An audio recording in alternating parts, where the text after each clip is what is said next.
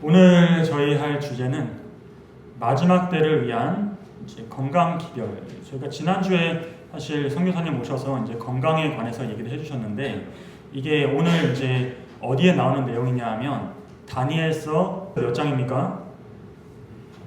1장. 그래서 저희가 아마 거의 10장까지 본 것 같습니다.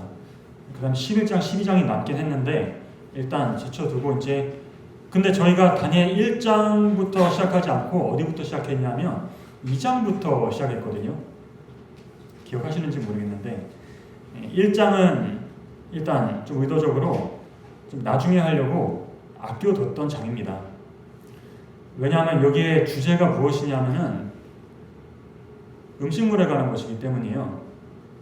근데 우리가 이제 때가 조금 너무 저는 지난주에 선교사님 오신 다음에 여기에 대해서 조금 배경을 설명을 해주셨죠. 네, 우리의 어떤 건강 여기에 대해서 이게 그냥 건강 문제가 아니라 무엇의 문제도 같이 연결되어 있으니까 사랑의 문제, 하나님 사랑의 문제 그것이 같이 연결되어 있는 것으로 이렇게 우리에게 제시를 해주신 것 좀 기억이 나시는지 모르겠습니다. 그래서 우리가 우리의 몸을 해치는 것은 결국 우리를 사랑하는 분의 마음을 해치는 것과 똑같다는 그런 말씀도 했었고요. 여타 여러 가지 이제 마음의 건강도 같이 해주셨고, 그래서 그런 얘기 없이 그냥 음식물 딱 얘기해버리면은 어떻게 받아들일 수 있어요? 굉장히 딱딱하고 뭔가 나를 올가매고 그런 자유가 없는 올가매는 짐으로 우리가 잘못 받아들이게 되면 그런 경우들이 이제 재림교회에 왕왕 있어 왔죠. 그래서 그걸 가지고 이제 누구를 비판하는 소지가 되기도 하고 또 이것을 사실 목적이 아니라 수단인데 이게 우리가 하나님을 더 잘 알 수 있도록 도와주는 수단임에도 불구하고 이것 자체가 하나님의 자리를 차지하는 경우도 있습니까? 마치 음식물이 잘 지키는 것이 우리가 하나님을 잘 믿는 것과 바로 이렇게 하나님 마치 우상이 되어 있을 수도 있는 겁니다. 이 음식물이. 그렇게 보면은 너무나 차라리 하나님만 못한 것이죠. 차라리 이 땅에서 좀 병이 들어도 마음에 하나님을 잘 믿고 사랑하다가 죽으면 우리가 구원이 있잖아요. 그런데 이거 음식물 때문에 잘못 하나님을 알고 하나님의 자리에 이 음식물을 놓게 되면 그 우상 숭배가 되는 겁니다. 그렇게 되면 마지막에 어떻게 되겠어요? 우리가 몸은 좀 혜택을 볼지 모르지만 결국 영생을 아이러니하게 잃어버릴 수도 있는 그런 반대 극부 부작용이 있을 수도 있겠죠. 그래서 좀 배경을 설명해 주셨기 때문에 이제 다니엘 1장 우리가 음식물에 관한 것도 좀 볼 때가 된 것 같아서 오늘 다니엘 1장 특히 무엇이냐면은 이 건강에 관한 기별이 맞는데요. 언제를 위한 책이라고 했습니까? 다니엘서는 마지막 때를 위한 책이라고 했죠. 그래서 다니엘의 삶에서 일어난 모든 그 경험들은 누구 보라고 누구에게 특별히 이게 봉인이 해제되지 않습니다. 마지막 때까지는 다니엘 12장 4절에 보시면 근데 마지막 때가 되면 이 책이 열리면서 우리에게 아주 이전과는 또 다른 차원의 중요성을 띠게 되는 그 메시지가 바로 이 다니엘서에 들어있는 것입니다. 그런데 그 마지막 때에 사는 백성들을 위한 메시지 중에서 가장 처음으로 우리에게 소개해 주는 것이 무엇에 관한 주제라고요? 건강과 음식물에 관한 내용을 우리에게 주고 있다는 것입니다. 마지막 때 이전에 살던 사람들에게는 이게 우리에게만큼 중요했겠지만 그러나 우리만큼 이것이 밀접하게 우리의 운명과 삶에 이 정도로 연관되지는 않았을 수도 있어요. 그럼 특별히 마지막 때가 되었을 때는 여기에 있는 한마디 한마디가 우리가 마음에 새기고 우리의 삶에 정말 순종할 때 우리에게 큰 도움을 유익을 얻을 수 있는 그런 내용을 하나님께서 담아두셨다는 것입니다. 이제 이야기는 여러분이 잘 아실 거예요. 그래서 바벨론이라는 나라에서 이제 군대를 보내서 예루살렘 성을 함락시키고 그 다음에 성전에 있는 하나님의 전의 기구를 빼가서 자기들의 성전에가 신의 보고에다가 두었다고 말하고 있죠. 그리고 환관장, 이제 여기에 포로로 누구도 끌려오냐 하면은 다니엘과 이 세 친구들, 하나냐, 아사랴, 미사엘, 이 세 친구도 같이 이 바벨론으로 끌려오게 됩니다. 이제 이들이 특별히 바벨론 왕 느부갓네살의 선택을 받아서 아주 잘 길러가지고 그 바벨론의 학문과 방언을 가르치게 하였을 뿐만 아니라, 자, 여기에 바벨론은 알아요. 무엇을 이들에게 줘야만 되는지를 아는 겁니다. 이들을 진짜 바벨론 사람으로 만들기 위해서는 무엇이 필요하다는 거예요. 1장 5절에 또 왕이 지정하여 자기의 진미와 자기의 마시는 포도주에서 그들의 날마다 쓸 것을 주어 3년을 기르게 하였으니, 3년 동안 365일, 1년 365일 매일 세 끼 내지는 두 끼, 뭐 더 많을 수도 있죠. 매 끼마다 무엇이 반복되냐면 왕의 지정한 진미와 포도주입니다. 바벨론 사람들, 그리고 바벨론 나라의 사실 주인이 이 당시에 아마 사단이었겠죠. 너무나 잘 알고 있어요. 이 바벨론 사람으로 만들기 위해서 이것들이 중요하다는 것을 잘 알고 있는 것입니다. 근데 누구도 이것을 알고 있죠? 바벨론 왕도 알고 있지만 누구도 알고 있어요? 6절 7절 보니까 그들 중에 유다 자손 곧 다니엘, 하나냐, 미사엘, 아사랴, 이 친구들도 여기에 보니까, 자, 다니엘부터 보면은 뜻을 정하여 왕의 진미와 그 마시는 포도주를 어떻게 하죠? 이것이 무엇을 아는 거예요? 이것을 내가 그대로 받아들이게 되면 자기를 어떻게 하는 거예요? 더럽히게 된다는 것을 그가 알고 있다는 겁니다.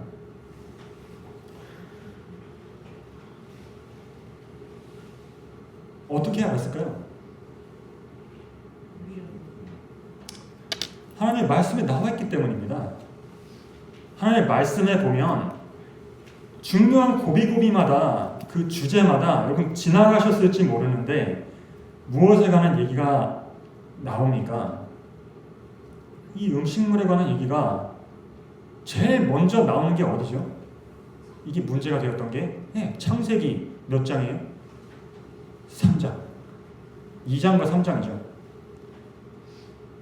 무엇에 마귀가 처음 등장하면서 가장 먼저 들고 나온 것이 무엇이었어요? 선악과 먹는 문제였습니다. 예수님이 광야에서 시험 받으실 때 가장 먼저 시험 받으신 것이 무엇에 관한 것이었죠? 먹는 것에 관한 것이었어요. 이 사람들이 지금 바벨론에 도착하자마자 가장 먼저 사단이, 바벨론 왕이 그들에게 제시하는 것이 무엇입니까? 바벨론 학문과 더불어서 우리는 학문이 진짜 중요하다고 생각하는데 학문만큼이나 중요한 것이 왕의 이 먹는 것, 진미와 그 마시는 포도주를 우리가 보고 있는 것입니다. 근데 다니엘은 이것을 알아요, 몰라요? 아는 것입니다. 이거를 내가 받아들였을 때 어떤 일들이 벌어지는지를 성경을 통해서 알고 있는 것입니다. 창세기 3장부터 나오잖아요. 그리고 광야에서 어떻게 홍해 건너자마자 시험 받은 것이 무엇에 관한 것이었죠? 먹고 마시는 것에 관한 것이었어요. 이게 중요하지 않은 문제가 아니라 엄청나게 중요한 문제로 성경은 우리에게 보여주고 있는 것이죠. 그래서 우리는 매일 먹는 것이기 때문에 그게 뭐 구원을 받으면 되지 이렇게 생각할 수 있을지 모르지만 성경을 다시 자세히 읽어보시면 그게 아니라는 것을 알 수 있습니다. 여기에서부터 무엇이 시작되냐 하면은 그들의 영적인 투쟁이 시작되고 시험이 시작된다는 것을 성경은 고비고비마다 우리에게 보여주고 있거든요. 특별히 언제 이것이 큰 문제가 되냐 하면은 다니엘서가 언제를 위해서 기록됐다고요? 마지막 때에 사는 사람들을 위해서 기록된 책이라는 것입니다. 그래서 다니엘서에도 많은 할 얘기가 있겠지만 가장 먼저 다짜고짜 1장에 이 먹는 얘기가 이 여기에 중심에 딱 대두되는 것을 보게 됩니다. 그래서 다니엘은 뜻을 정하여 왕의 진미와 그의 마시는 포도주로 자기를 더럽히지 아니하리라 하고, 다니엘에게는 이게 굉장히 중요한 문제였던 것입니다. 그의 무엇을 걸 만큼, 생명을 걸어도 될 만큼 그에게 중요한 문제였던 것입니다. 그거 한 끼쯤이야 이렇게 할 수 있을지 모르지만 뜻을 정하였어요. 마음에. 자기를 더럽히지 않게 하기를 환관장에게 구하니 하나님이 다니엘로 환관장에게 은혜와 긍휼을 얻게 하신지라. 그러나 환관장이 이제 걱정을 하니까 너희가 이거를 거부하면 이게 지금 우리가 연구하고 실험해 보니까 이 왕이 먹는 진미와 포도주야말로 이 세상에서 가장 최고의 음식인데 이걸 먹었기 때문에 그들이 어떤 나라가 됐다고 생각합니까? 지금 바벨론이 우리가 부강해지고 강력한 군대를 가지고 이 세상을 지금 제패하고 있는데 이렇게 하는 비결인 이 음식과 포도주를 지금 너희가 거부한다는 것이냐? 이해가 되겠습니까? 세상이 정한 최고의 식단을 거부했을 때 이 당연히 상식적으로 어떻게 된다는 것을 이 환관장은 생각하고 있어요. 너희의 얼굴이 초췌해지고 동무소년되면 못한 것을 그로 보시게 할 것이 무엇이냐? 설득이 됐습니까? 다니엘에게? 전혀 설득이 되지 않습니다. 그렇게 되면 너희 까닭에 내 머리까지 왕 앞에서 위태하게 되리라. 이런 모험을 하지 말자는 거예요. 왜? 너네 종교, 너네 신 어떻게 됐습니까? 지금 예루살렘의 성전은 우리가 점령했어.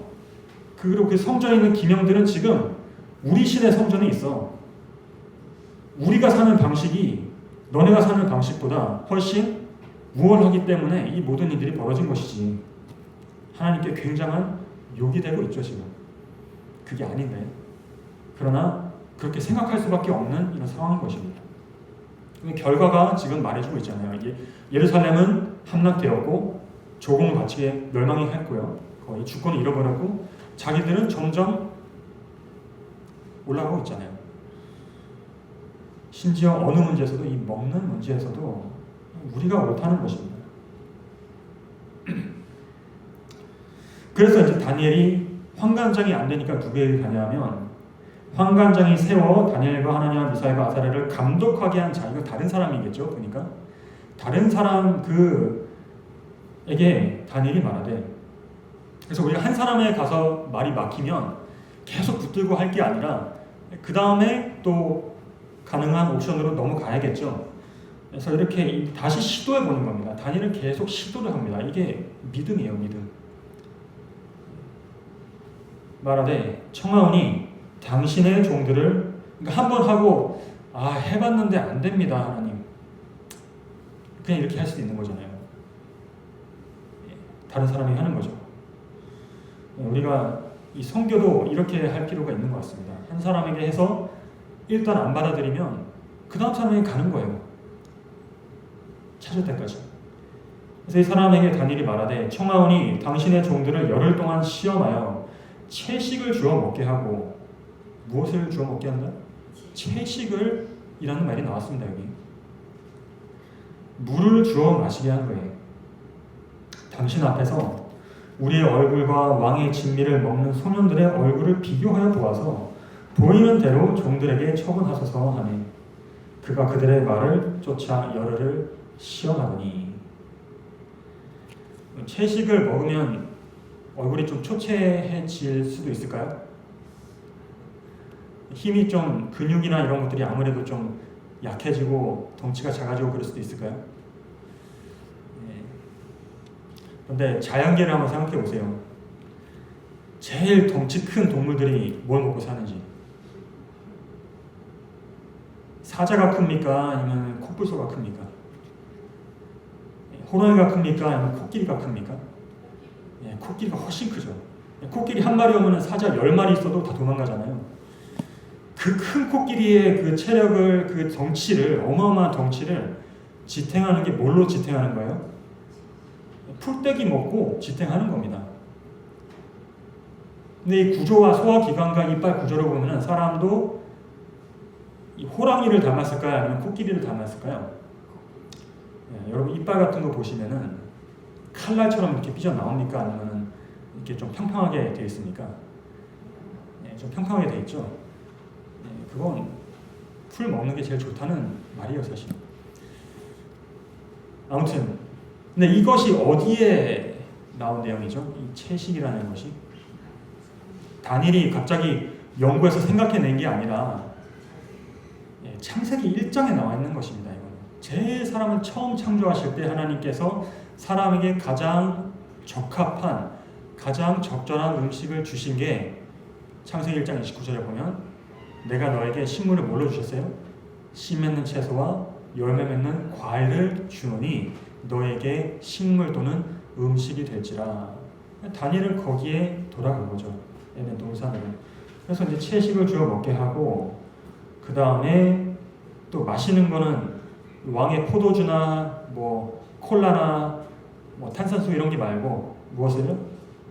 물을 주어서 뭐 차나 심지어 뭐 일단 주스도 아니고요. 물을 주어서 마시게 한 후에 한번 시험해 보시기 바랍니다. 당신 앞에서 당신이 보시고 결정하십시오.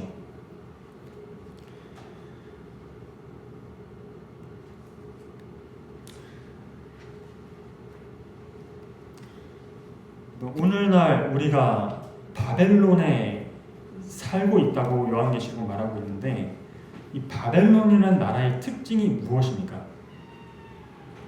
이사야서에 보면 14장에 사단을 비유해서 말하기를 바벨론의 특징은 뭐예요? 밑줄 보면 마지막에 지극히 높은 자와 비길이라 하는 것이 이 바벨론의 정신의 뿌리죠. 하나님을 대적하고 맞먹으려고 하는 것입니다. 하나님의 말씀보다는 나의 견해와 의견이 맞을 수도 있다. 하나님이 틀릴 수도 있을까요? 그러면 바벨론 입장에서는 그렇습니다. 내가 둘 중에 하나는 맞아야 되잖아요. 왜냐하면 둘이 항상 다른 얘기를 하고 있기 때문에 하나님이 이렇게 얘기하는데 바벨론은 이렇게 얘기하거든요. 그래서 다니엘과 세 친구는 채식을 주어 먹게 하고 물을 주어 마시게 하라. 환관장은 뭐라 해요? 그렇게 하면 안 된다. 너희 얼굴이 초췌하여 동물보다 얼굴이 못할 것이 무엇이냐. 완전히 반대되는 말을 하잖아요. 이게 바벨론의 특징입니다. 오늘날 우리가 바벨론에 살고 있는 게 그 실감이 좀 나시나요? 이렇게 보니까 하나님이 이렇게 말씀하실 때 많은 사람들이 하나님 말씀 고리타분하다고 생각하나요? 누가 더 권위가 있습니까 요새? 뭐 어떤 문제에 있어서는 지금 오늘 건강에 대해서 얘기하니까 건강 주제, 음식물에 관한 것이라면 누구의 말이 더 권위 있게 들리나요? 하나님이에요? 아니면은 이 세상에 똑똑한 여기에 다 바벨론은 누가 있었냐면은 그 마술사들, 그 똑똑한 재상들 이런 사람들이 있었잖아요. 누가 오늘날 우리의 생각과 마음을 지배하는 그 권위를 가지고 있는지 생각해 본다면 하나님인가 아니면 오늘날 사실 소위 과학자들이잖아요. 누가 맞습니까?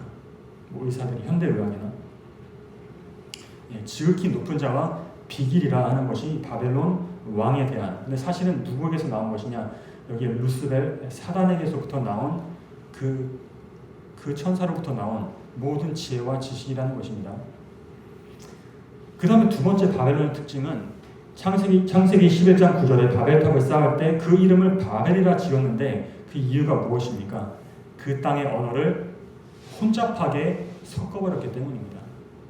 바벨론은 혼잡이라는 뜻이죠. 혼잡이라는 것은 이것저것 잡다하게 다 섞는 거예요. 진리도 가지고 거짓도 가지고 해가지고 대충 섞어서 이렇게 내놓는 것이 바벨론의 혼잡함입니다. 그러면 사람이 제대로 판단을 하기가 쉬울까요? 어떨까요? 무엇이 진리이고 무엇이 거짓인지 무엇이 오류이고 무엇이 진실인지를 우리가 분별력을 이렇게 유지하는 것이 쉬운 게 아니라 점점 어려워지는 것이 바벨론에 사는 사람들이 처한 그 위험이라는 것이에요. 이 다니엘과 세 친구도 그렇고 오늘날 이 마지막 때를 사는 바벨론이라고 했어요. 분명히 바벨론도 마찬가지인 겁니다. 그래서 뭐 우리가 이름하여 포스트 모더니즘 뭐 이렇게 얘기를 하지만 그게 결국은 오늘날 뭐 예를 들면 다 상대적이잖아요. 옳은 것도 없고 그런 것도 없고 뭐 이렇게 좋은 대로 각자 도생하는 것입니다. 혼잡한가요? 우리 분별력을 가지기가 참 어렵죠. 다니엘과 세 친구도 그런 똑같은 위험 속에 지금 노출되어 있기 때문에 오늘날 우리에게 하나의 거울이 되고 본보기가 되는 것입니다.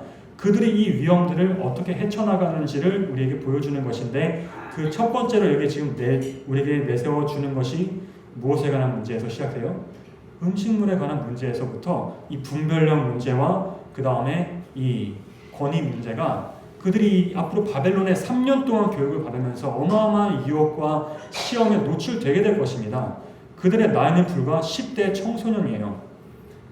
그런데 10대 청소년이 그 수많은 경험과 연구를 했던 그 바벨론 박사들과 지혜자들을 어떻게 지혜로 이길 수가 있겠습니까? 그냥 몇 마디 얘기하다 보면은 나도 모르게 회의론자가 되고 나도 모르게 그들의 주장에 빨려 들어갈 수밖에 없는 그런 굉장히 위험한 상황에 지금 처한 것입니다. 우리 한 사람 한 사람도 그렇죠. 지금 이 세상에 얼마나 권위자들과 지혜자들과 세상의 관습과 풍습이 우리를 끊임없이 우리가 많은 매체, TV를 통해서, 책을 통해서, 신문을 통해서 계속 받아들이고 있잖아요. 그래서 무엇이 진리고 무엇이 진리가 아닌지를 우리가 분별하기가 참 어려운 것입니다. 여기에서 올바른 분별력을 가지기 위해서 중요한 몇 가지가 있는데, 그 중에 아주 중요한 한 가지가 오늘 나오는 음식물에 관한 것에서부터 또 출발을 한다는 것을 우리가 생각해 볼 수가 있죠. 그래야지만 우리가 목적이 무엇이냐면요, 데살로니가 전서 5장 23절에 평강의 하나님이 친히 너희로 온전히 거룩하게 하시고 또 너희 온 영과 혼과 몸이 우리 주 예수 그리스도 강림하실 때에 흠 없게 보존되기를 원하노라. 어느 때에 관한 말이에요? 마지막 때에 관한 말입니다. 그때 우리의 위험은 우리의 영과 혼과 몸이 거룩하지 못하고 분별력을 잃어버리면서 세상의 혼잡과 세상의 가르침으로 우리가 끌려가고, 다니엘은 뭐라고 했냐면 이 음식으로 내가 나를 더럽히지를 원하지 않는다 했거든요.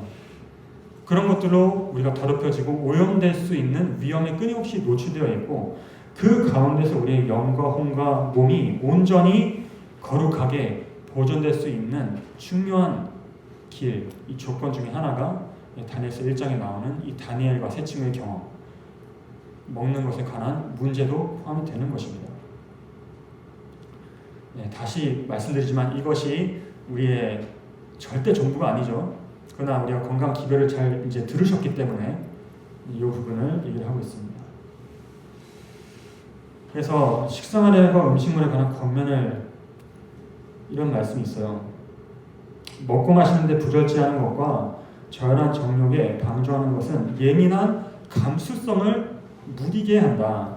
그리하여 거룩한 사물이 평범한 사물의 수준에 놓이게 된다. 경건하다고 공언하는 사람들은 어느 누구도 몸의 건강에 무관심하면서 부절제는 죄가 아니며 자신들의 영성에 아무 영향도 끼치지 않는다고 스스로 자처하지 않도록 하라. 그래서 우리는 그냥 매일 세끼 먹는 음식이라고 생각하지만 그것이 우리의 몸속에 들어가면서 결국은 어디로, 우리의 몸의 어디에다가 그것들이 영향을 미치게 됩니까? 우리의 몸에 들어가는 모든 것들은, 몸에서 일어나는 것들은 우리의 뇌로 가게 돼 있잖아요. 그럼 우리가 뇌가 결국은 그 음식이 이 몸을 통해서 혈관을 타고 온몸을 돌면서 우리의 뇌로로 가는 것입니다. 그 넣어감진 물질이 무엇이 됐든지 간에 속에서는 그것을 따로 거르지 않아요. 거르는 건 어디서 걸러야 되냐면 우리의 선택에서 걸러지는 것입니다. 무엇이 들어가느냐에 따라서 한번 들어가서 삼키면 그게 우리의 결심이에요. 그 결심 이후에는 그것을 돌이킬 수 있어요? 일단 그 들어간 것은 돌이키기가 힘들죠. 손을 넣어서 뺄 수도 없고 뭐 이렇게 토해낼 수도 없는 것입니다. 이제 그때부터는 이제 소화기관이 알아서 다 작동해서 분해해서 영양소 구분해서 이제 적재적소에 배치를 하게 되는데, 우리의 머리로도 우리의 마음으로도 생각으로도 그것이 다 가게 된다는 것을 이게 말해주고 있어요. 근데 우리의 머리, 이 뇌로의 무슨 능력이, 가장 중요한 능력이 무엇입니까? 영적인 능력입니다. 영성. 영적인 능력은 영적인 것과 평범한 것을 우리가 분별할 수 있는 그런 우리 인간 고유의 능력을 하나님께서 우리에게 선물로 주셨던 것입니다. 이것을 우리가 잘 보존하는 것이 중요할까요? 우리가 예수님을 예수님으로 알아보고 마귀를 마귀로 알아보는 것이 우리의 구원과 관련 있는 문제입니까? 예수님이 오셨는데 예수님을 알아보지 못한 사람들이 있었나요? 예수님 당시에. 우리는 왜 예수님을 못 알아봤을까 이렇게 생각하지만 예수님을 그렇게 끈질게 쫓아다니면서 정탐하면서 영탐하면서 모험해서 그분을 십자가에 못 박았던 사람들이 있었죠. 왜 그랬던 것입니까? 예수님을 하나님의 아들로 알아보지 못했기 때문입니다. 누구는 알아봤어요? 베드로는 알아봤죠. 베드로는 너희는 이 인자를 누구라 하느냐? 뭐라고 대답했습니까? 주는 하나님의 아들이십니다 라고 확신을 가지고 고백할 수 있었던 것은 그의 영적인 분별력이 살아있었기 때문입니다. 이 마지막 때에 사단의 미혹이 정말로 바벨론을 통해서 우리에게 미쳐오는 이 시대에 우리가 가짜 악의 천사와 하나님의 천사 예수 그리스도를 우리가 분별해내고 누구의 음성인지 이게 누구의 감정인지 누구의 말씀인지 우리가 분별할 수 있는 능력은 우리에게 주셨지만 그것을 우리가 잘 보존해서 행사할 수 있도록 할 때 우리의 온 영과 혼과 몸이 그리스도 강림하실 때 흠없게 보존될 수 있는 비결 중에 하나입니다. 그래서 이거를 이제 생리학적으로 그렇습니다. 우리가 이 먹는 문제가요, 그냥 먹는 게 끝나는 게 아니라 사실 이 식욕을 관장하는 것도 다 어디에서 통제하고 있어요? 뇌에서 통제하고 있습니다. 우리의 배가 아니라 뇌에서, 물론 배와 소통을 하지만 결국 뇌에서 결정하는 거예요. 전두엽에서 결정하고, 그런데 이 본능적으로 우리가 배고픔을 느끼고 뭘 먹고 싶은 그런 것들은 여기에 빨간 점들이 있잖아요. 여기에 이제 시상하부라는 곳이 있는데 이 조그만 콩알만한 시상하부라는 곳에서 이런 것들을 다 느끼게 합니다. 공복감을 느끼고 음식물을 섭취하게 하고 포만감을 또 느끼게 해주고 충분히 먹었을 때 다 거기에서 일어나는 일들이에요. 그런데 이 시상하부가 정상적인 사람은 더 위에 있는 고차원적인 뇌의 기능에 통제를 받게 되어 있거든요. 예를 들면 위치적으로 보면은 구조가 어떻게 되어 있어요? 시상하부 위에도 뭔가 있습니까? 아무튼 있어요. 이 조그만 시상하부 위에 시상하부잖아요. 그 위에 뭔가 있다는 거예요. 시상이 있고 그 위에 또 큰 뇌가 다 있는 거예요. 결정하는 힘이 여기서 나오는데 여기에 원래 통제를 받게 되어 있습니다. 그런데 이 통제를 벗어날 수가 있다는 것이죠. 이거를 자꾸 우리가 키워주고 이 밑에 있는 부분을 자꾸 힘을 실어주고 키워주게 되면 탐닉하게 되면 주도권을 누가 가져갈 수 있냐면 시상하부가 주도권을 가져갈 수가 있습니다. 원래 주도권이 어디에 있어야 되는데 우리 뇌 맨 앞쪽 이 전두엽에 있어야 되는 것이에요. 이 선택하고 도덕적이고 이성적이고 영적인 결정을 판단을 하는 이 전두엽의 모든 통제권이 가지고 있어야 되는 겁니다. 회장님처럼 맨 높은 곳에서. 그런데 밑에 힘을 우리가 실어주는 선택을 자꾸 하잖아요. 그러면은 그쪽이 점점 강해지고 강해지는 만큼 그 다른 부분은 쓰지 않는 부분은 점점 약해지게 되는 것이 이 원리입니다. 실제로 이제 과학자들이 그렇게 밝혀내죠. 그래서 이 말씀이 그냥 하는 말이 아니에요. 우리의 영성에 영향을 끼치지 않는다고 스스로 자처하지 않도록 하라. 이 100몇 년 전에 쓰여졌지만 이제 과학적으로 뇌를 살펴보니까 이때는 몰랐죠. 실제로 이게 과학적으로 너무나 많고 상식적인 얘기인 거예요.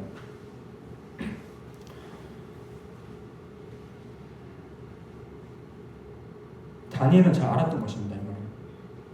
우리도 알 필요가 있죠. 그래서 식욕의 방종으로 위장을 학대하는 것이 대부분의 교회의 실현을 일으키는 주요한 원인이라고 생각해 보셨습니까? 부절제하게 분별 없이 먹고 일하는 사람들이 분별 없이 말하고 행동한다. 왜냐하면 이게 위에 전두엽에서 일어나는 일이에요. 우리가 말하고 행동하는 것이 여기에 통제를 판단을 내리는 겁니다. 근데 그게 약해지니까 약해지는 거예요. 부절제하는 사람이 인내력 있는 사람이 될 수 없다. 반드시 술 마시는 것만이 부절제가 아니다.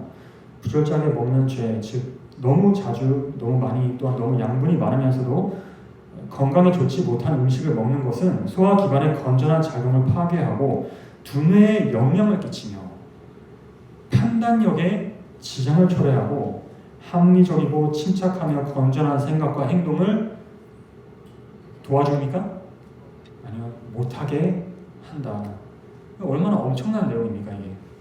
우리가 삶에서 성공하고자 원한다면 하나님 앞에서 그리고 세상에서도 하나님이 주신 삶 안에서 성공하기를 원한다면 이거를 알고 우리가 삶에 옮기는 것이 굉장히 중요한 열쇠 가운데 하나라는 것을 이게 정말 받아들이시나요? 받아들이신다면 한번 정말 짚어볼 필요가 있는 것입니다. 그래서 관심과 열심을 가지고 식욕을 만족시키는 일을 거부해야 한다. 그렇게 할 때 그들은 이게 진짜 이제 중요한 목적인데요. 우리가 그냥 이 세상에서 잘 먹고 잘 살고 건강하기 위해서라기보다는 우리의 영생과 관련된 게 무엇이냐면 바로 이 진리이기 때문입니다. 진리의 아름답고 명료함을 그대로 이해할 수 있게 된다는 것입니다. 그대로라는 것은 하나님이 원래 주셨던 그 원래 상태 그대로의 진리를 말하는 거예요. 근데 많은 경우에 진리가 바벨론에 들어오면서 혼잡해지죠. 그래서 사람의 생각이 막 섞이고 의견이 섞여가지고 옛날에 바리새인들처럼 그 진리가 오류와 섞여서 뒤죽박죽이 되는 거예요. 하나님이 원래 의도하셨던 진리입니까? 예수님 시대에 바리새인들이 가르쳤던 가르침이 그렇지 않거든요. 그러나 우리가 필요한 것은 그 진리의 아름답고 명료함을 그대로 우리가 이해하고 감명을 받는 것이 중요하죠. 그렇게 할 때 정말 그것이 우리의 마음에 감동이 되면 그 진리를 생활에 비로소 옮길 수 있게 됩니다. 근데 진리를 우리가 잘 옮겨지지 않는 이유는 진리가 생활에 옮겨지지 않는 이유는 여기 문장을 보니까 무엇 때문이에요? 원인이 진리를 아름답고 명료함 있는 그대로 하나님이 주신 그대로 내가 이해를 못했기 때문이 아닐까요? 뭔가 하나님에 대해서 오해하고 있기 때문이 아닐까요? 바로 이해해야 되는 것입니다. 그런데 바로 이해하는데 굉장히 큰 도움을 주는 것 중에 하나가 전부는 아닐지라도 중요한 것 중에 하나가 바로 관심과 열심을 가지고 식욕을 만족시키는 일을 거부해야 한다. 물론 우리가 식욕을 통해서 우리가 만족을 받아야 됩니다. 그 만족을 포만감은 그걸 얘기하는 게 아니라 하나님께서 뭐 금지하신 그런 것들이 되는 여기는 심지어 죄가 된다고 얘기하고 있어요. 왜냐하면은 이게 너무 심한 말 같지만 먹는 죄, 자주 먹는, 많이 먹는 뭐 이런 죄들이 왜 죄라고 표현하시냐면 이것이 바로 우리 스스로를 파괴하고 파멸로 이끌어가는 그런 해로운 것들이 되기 때문입니다. 그럼 하나님 사랑하시는 입장에서 이거 어떻게 그냥 넘어갈까 이거를? 죄는 죄라고 말씀해 주셔야 되는 거죠. 빨리 여기서 벗어나도록 알려주시는 겁니다. 그래서 자 그렇게 실천했을 때 그들이 이 말씀을 그대로 믿고 생활에 옮겼을 때 어떻게 되었을까요? 결과가 다니엘 1장 15절과 16절 함께 읽어볼까요? 시작. 열흘 후에 그들의 얼굴이 더욱 아름답고 살이 더욱 윤택하여 왕의 진미를 먹는 모든 소년보다 나아 보인지라.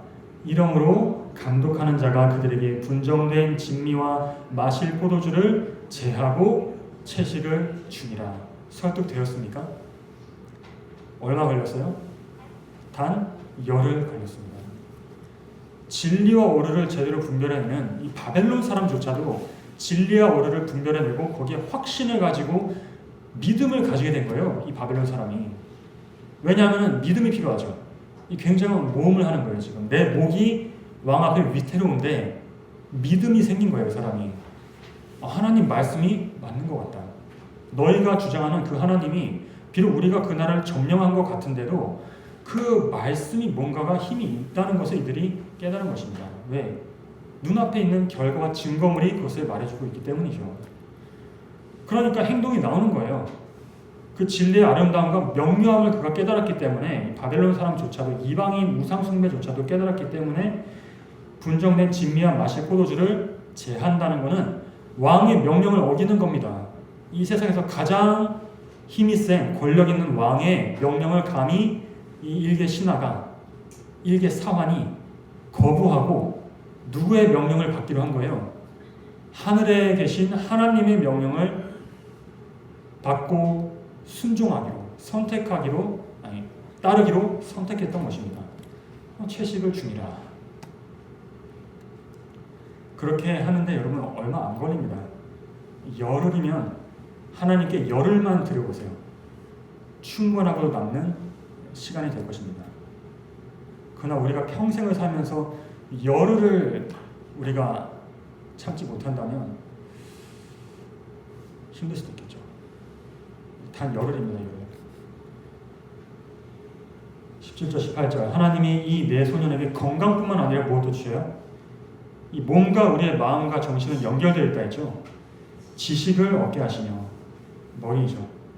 모든 학문과 재주에 명철하게 하신 외에 그러니까 이거는 세상 지식을 말하는 것인데 다니엘은 또 모든 이상과 몽조를 깨달아 알더라.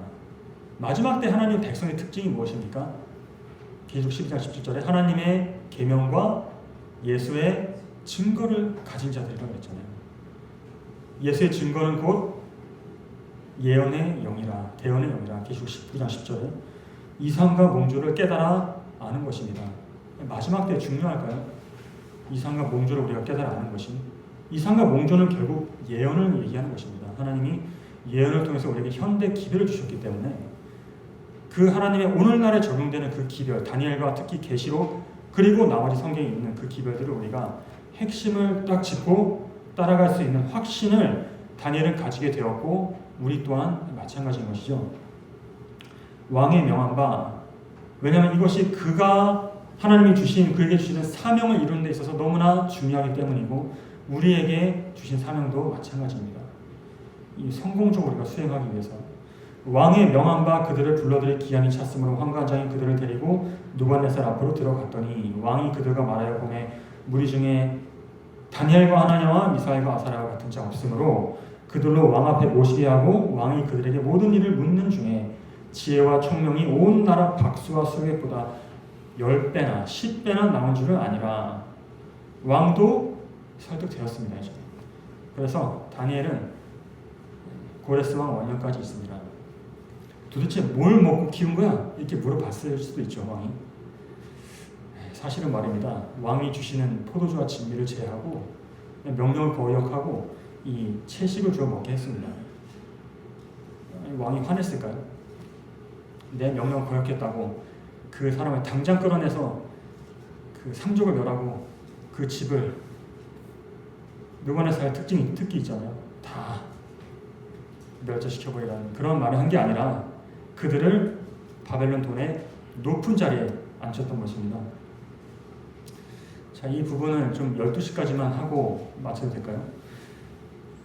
옛날에 고대 사람들이 바벨론이 됐든 근데 바벨론과 더불어서 쌍벽을 이루는 나라가 있었어요. 어디입니까? 성경에 자주도 등장하는 너희가 어디로 가지 말라 했어요? 하나님이 이집트로 가지 말라 했습니다. 애굽으로는 가지 말라. 그래서 거기서 끄집어 내신 거잖아요. 근데 옛날에 애굽 사람들의 특징이 우리가 오늘날 잘 연구할 수가 있는 이유는 미라를 보존해서 그들의 시체를 오늘날까지도 수천 년이 지났는데도 잘 보존되어 있기 때문입니다. 바벨론에는 이제 이런 풍습이 이집트의 독특한 풍습이죠. 그래서 바벨론보다는 이 옛날 사람들이 부강한 나라 사람들이 어떻게 살았나 보니까 놀랍게도 오늘날과 비슷해요, 달라요. 그 몸 상태 이제 건강 상태를 체크해 보니까 건강 진단을 해 보니까 여기에 막 이게 다 뭐냐면 그들이 앓고 있었던 질환들이 이 시체에서 그게 검출할 수 있었던 겁니다. 근데 이제 우리가 당연히 옛날에 뭐 항생제가 없었으니까 뭐 기생충이 걸렸겠지, 결핵이 많았겠지, 그 다음에 뭐 안질이라든지 뭐 뭐 이런 치아 질환, 이빨 제대로 안 닦았다면 뭐 그런 생각을 할 수 있죠. 그런데 그 오늘날과 좀 다를 수 있어요. 오늘날보다 더 그런 게 많을 수 있습니다. 그런데 여기에 무엇도 있냐면요.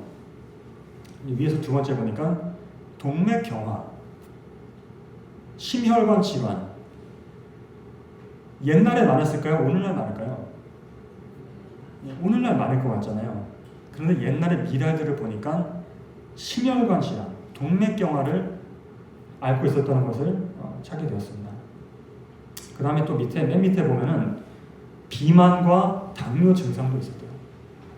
우리는 오늘 현대 어떤 질병, 성인병이라고 생활습관병이라고 알고 있는 그런 병들이 특히 옛날에 상류층에서도 많이 발견되었다는 것입니다. 그래서 풍요 속의 질병과 환경성 질병이 함께 존재했던 그런 사회였어요. 왕의 진미를 먹는 바벨론 사람도 이런 질병에 걸렸을 확률이 굉장히 높죠. 다니엘이 거부했던 그 식단이 이런 질병의 어떤 원인이 될 수도 있다는 것입니다. 그래서 다니엘이 식사에 우리가 종류를 생각해보고 식사하는 방법을 좀 생각해 보는 것이 무엇을 먹을 것이고 어떻게 먹을 것인가가 중요한 일이에요. 그래서 다니엘 1장에는 이제 채식과 육식 이런 얘기를 했습니다만, 그래서 환관장이 다니엘을 세워서 이 사람들을 감독하게 한 자에게 다니엘이 뭐라고 말했냐면, 청하오니 당신의 종들을 열흘 동안 뭐 하라고 했어요? 시험하라고 했습니다. 우리가 하나님의 말씀을 어떻게 해볼 필요가 있냐면 이것이 맞는지 아닌지 실험해볼 필요가 있습니다. 그래야지 내가 스스로 깨달을 거 아니에요. 이 진짜인지 아닌지 한번 해보시면 너무 좋겠습니다.